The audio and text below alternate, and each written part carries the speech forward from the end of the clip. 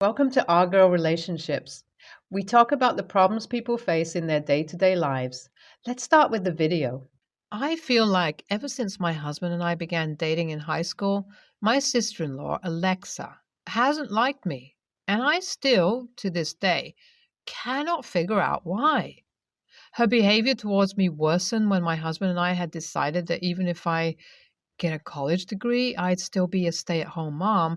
And by the time I became pregnant in my last semester of college, it was like she was fuming in rage because how can I give up my dignity as a woman and live a life as a housemaid in the 70s? Unfortunately, I lost the baby though, and I decided to make something out of my degree, and so decided to get a job as a distraction. That too wasn't good enough for Alexa because apparently the fact that I had even considered being a stay at home mom was like a sin in her eyes. It never made sense to me, but as you all can guess by now, Alexa is and has always been the loud, outgoing, confident feminist, which was something I really admired of her until she began shaming every other woman who didn't lead a life like her. That is what became a point of contention between us and always has been, but at least until before my husband passed away, we would not openly talk about it. I mean, there were some snide remarks here and there, but it was something both my husband and I could take care of.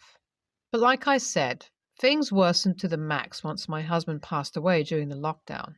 Needless to say, it was one of the most depressing periods of my life.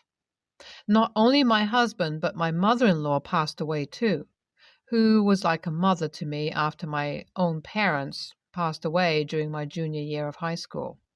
I was devastated to say the least. This loss did not only hit me emotionally, but also financially because there was no way that I would be able to afford a house as big as my husband and I previously lived in. So when my sister in law asked me whether she could move in with her fiance, I saw it as a great opportunity to seek support and also a way to get some money as rent that would keep me afloat until the global situation got any better and I could get a better and high paying job. Support was far from what I got though. I mean, initially, Alexa and her fiance didn't do much, but at least treated me as a decent human being. But it didn't take me long to realize Alexa's fiance's creepy intentions towards me. Tom was a sort of a freak of nature and had all sorts of weird fantasies that he would tell me in passing every time Alexa wasn't around. And I was so dumbfounded by it all that I never knew what to do. Eventually, though, Alexa and Tom got married, though, and I thought finally Tom would leave me alone. But unfortunately, I was soon to realize that it was all just the beginning of something much darker. I was going to become a prisoner in my own house. It all began on the very first day of Alexa and Tom's married life.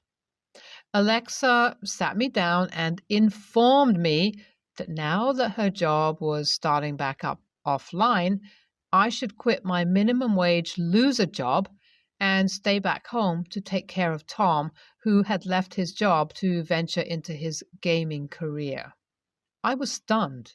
I simply just sat there hearing all the list of demands that she made, informing me of things I should be doing and ending her long speech by telling me that this is the bare minimum I can do for a woman like her who doesn't deserve to be tied up being a maid.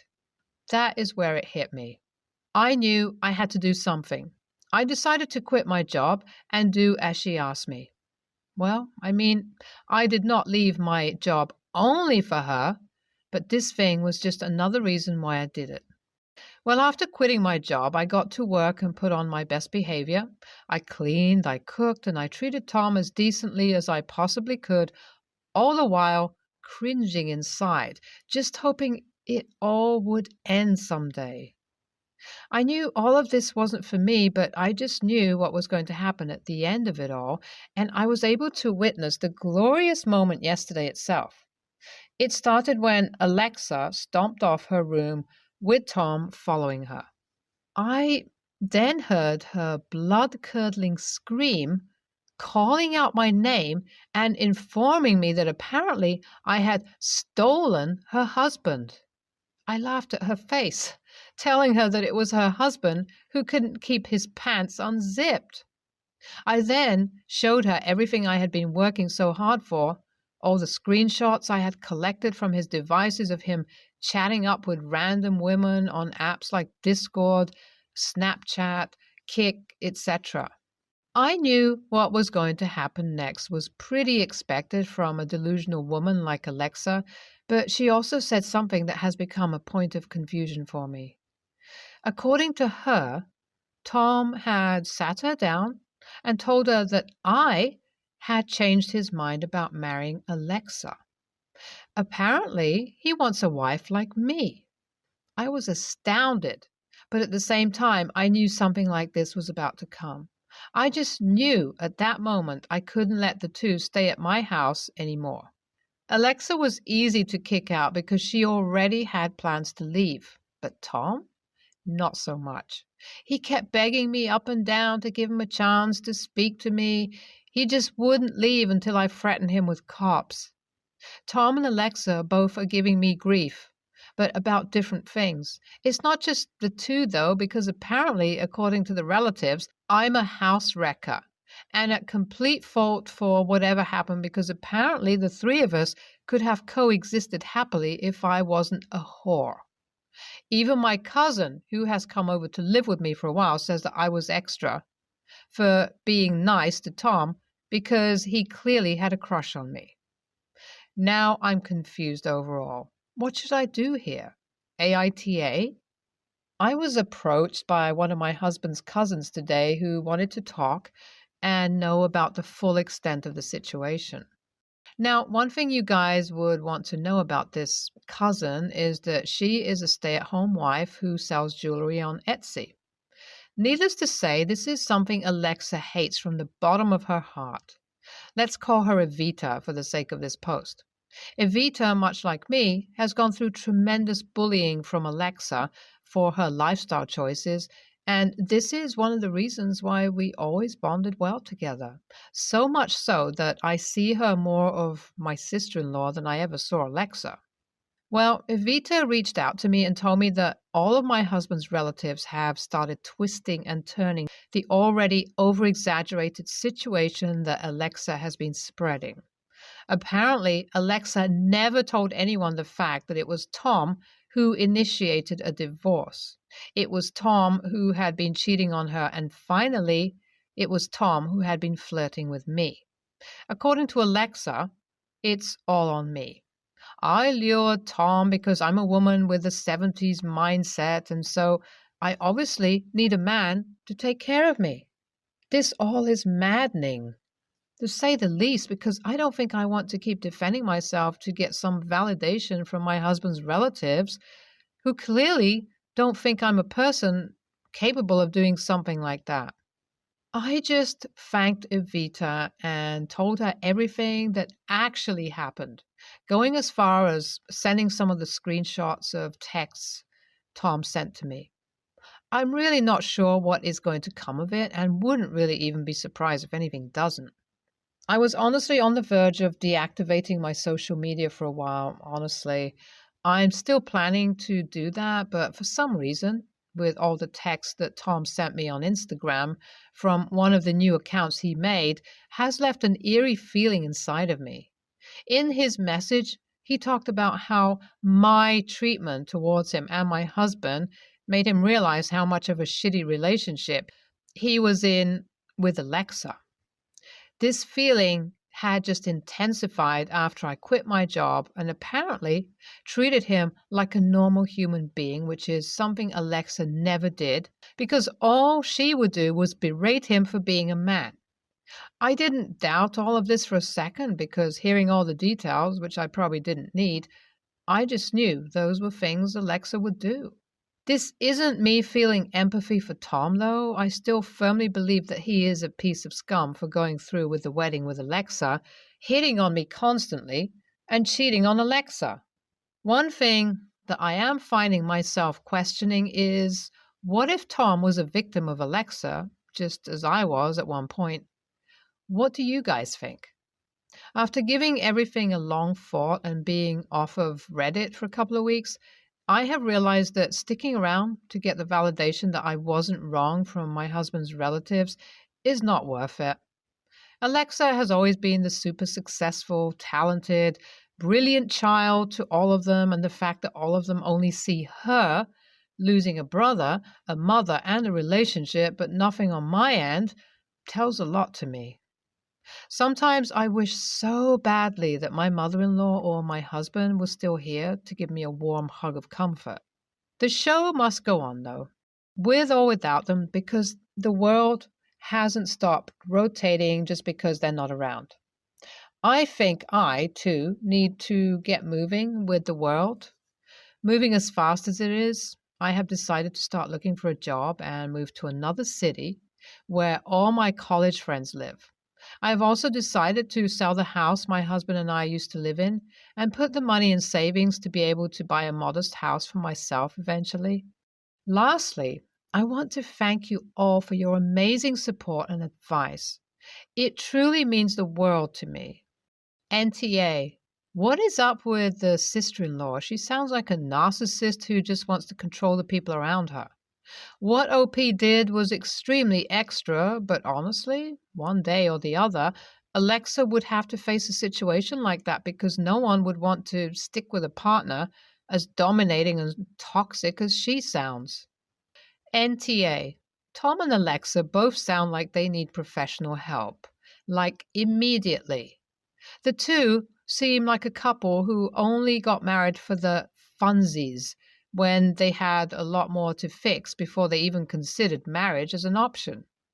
Unfortunately, OP got dragged into it all, but it was amazing to see how eventually OP just decided to leave the situation altogether. So, my parents broke up before I was born. They weren't married or anything like that either. I'm not sure of all the details, but what I do know is my dad settled down with my stepmom when I was 3, and my mom was not my stepmom's biggest fan. I know she made life difficult for them. I know she was jealous about my stepmom being introduced into my life while I was so young. But mom had primary custody of me back then and had until I was 7 when I wanted more time with my dad, which she agreed to. I only know of the bad blood because of my stepmom. She would talk a lot about how possessive my mom was of me, how jealous she was, and how she had treated them badly. I was even shown some of the stuff my mom had written to her. It annoyed me to be told because I had no idea my mom felt this way. She was willing to let me spend more time at my dad's, which meant less time with her. She would let me call my dad or other paternal family members while I was with her. I can't say she didn't treat my stepmom badly. There is proof of that, but honestly, that doesn't change how I feel about my mom.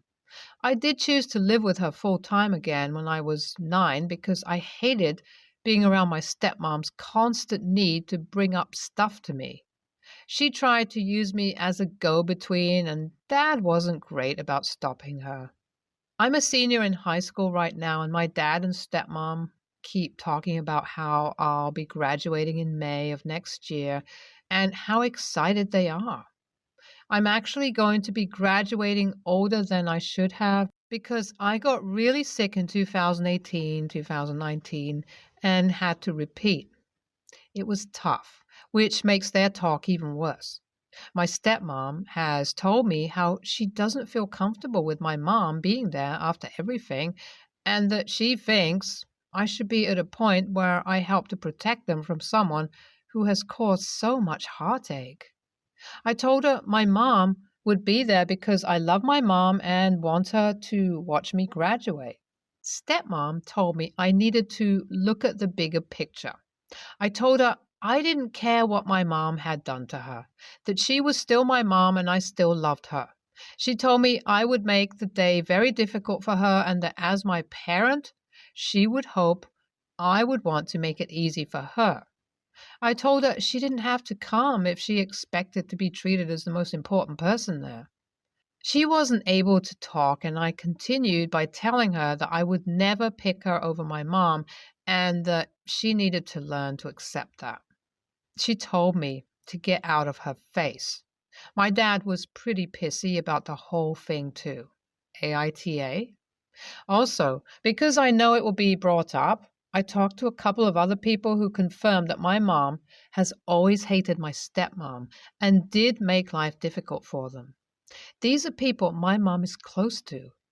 I have also talked to my mom, but she's very reserved about it all. But it is true that she did not like her and wanted to make life for them difficult. NTA, regardless of how your mom felt or acted towards your stepmom, she never forced that view on you or even told you about it. Your stepmom doing this is extremely toxic and manipulative, especially given the young age you were when she started doing so. Tell her the only person causing drama is her, and if she can't put everything aside to be there to support you on your day, she shouldn't bother attending at all. NTA, your stepmother has been attempting something called alienation from the very first moment she told you anything about your mother's relationship with her. It isn't working. Don't let it. NTA, any parent or parental figure who shit talks another to the child is an AH. Always. No exceptions. Your stepmother has always massively overstepped her place by insulting your mother to such an extent that you refuse to live in her home. Meanwhile, your mother has never spoken of her dislike to you. You've had to hear about it from other people.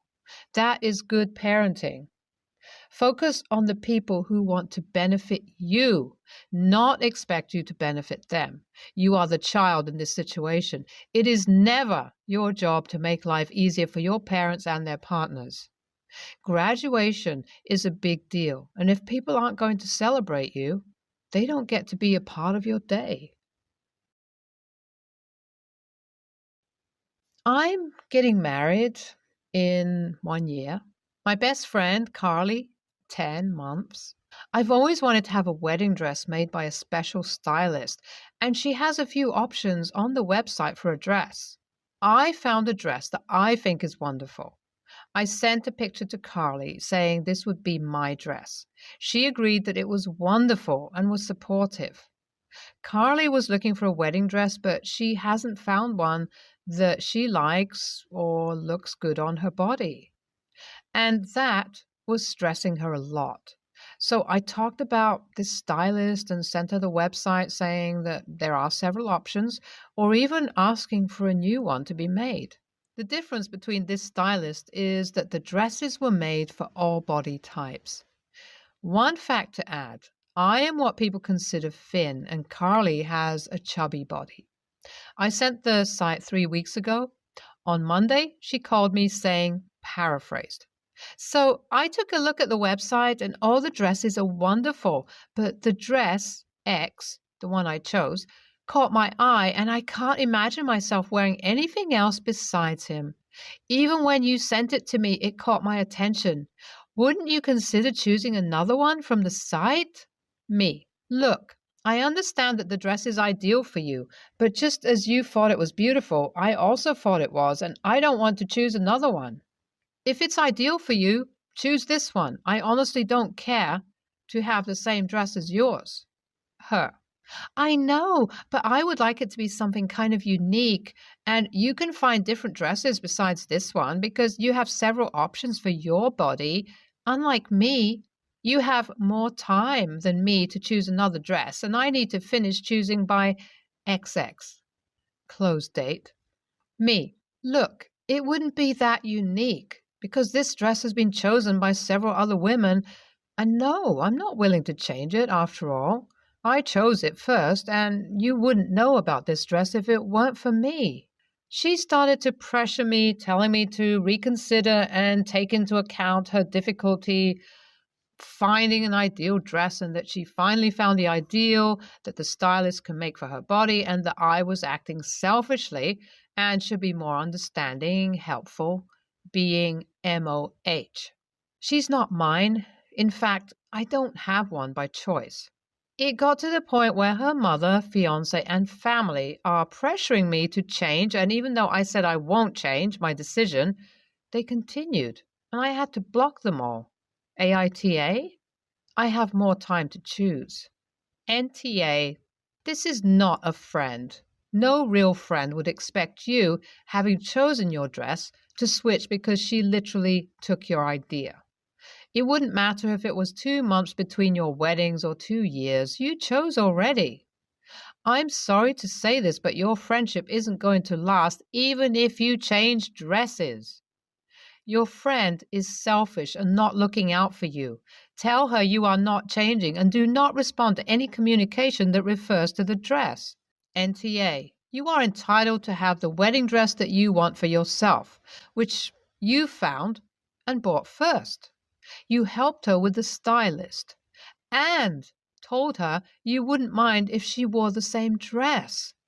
Your friend and her family are the AH, and your friend is being beyond selfish and entitled and certainly not acting like a friend. NTA, it would have been fine for you to both say you wouldn't change your choice and that you wanted her to pick something different. You were gracious to say you didn't mind if she wore the same dress.